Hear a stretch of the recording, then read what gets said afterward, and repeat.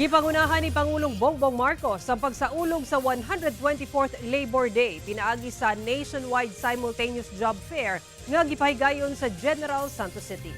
Misad ang Pangulo nga mangita og paagi aron mapadaghan pa ang trabaho taliwala sa krisis sa nasod.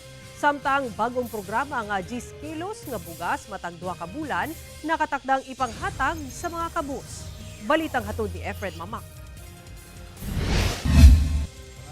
Gipangunahan ni Pangulong Bongbong Marcos ang nationwide simultaneous jobs fair sa Dole nga gipahigayon sa General Santos City agig pagsaulog sa 124th Labor Day.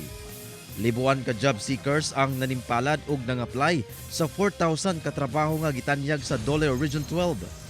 Kini lakip sa kapin 200,000 local and overseas job vacancies nga pwedeng ma-applyan sa mga job seekers sa tibuok nasod. Nag-try ko apply overseas, na pwede dako-dako na oportunidad na sa gawas.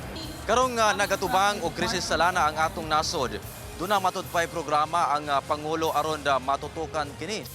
Ngunit hindi po kami tumitigil sa paghahanap ng mga paraan upang dumami pa ang trabaho, ang kabuhayan at ang mga oportunidad para sa ating lahat.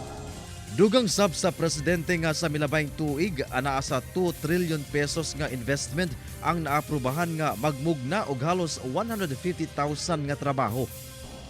Mula Hunyo ng 2022 hanggang Pebrero ngayong taon, lagpas 6,600 job fair na ang naganap natin sa buong bansa. Higit 1 milyon at kalahating job seeker ang ating inalalayan. At sa bilang na ito, lagpas 250,000 job seeker ang hired on the spot. Sumala sa Pangulo, ipahigayon ang maong jobs fair sa 94 ka lugar sa 94 ka lugar sa nasod hangtod sa katapusan sa bulan. Padayon sab kuno nga ginatun-an ang minimum nga suhulan sa mga rehiyon. Naipasa ang 89 na wage order mula Hunyo 2023 hanggang Abril ng 2026. Kabilang dito ang wage hikes na epektibo ngayong araw tulad ng sa Region 10 at sa Region 13. Doon na sa hinabang ang dole sa mga OFW nga apektado sa krisis sa Middle East.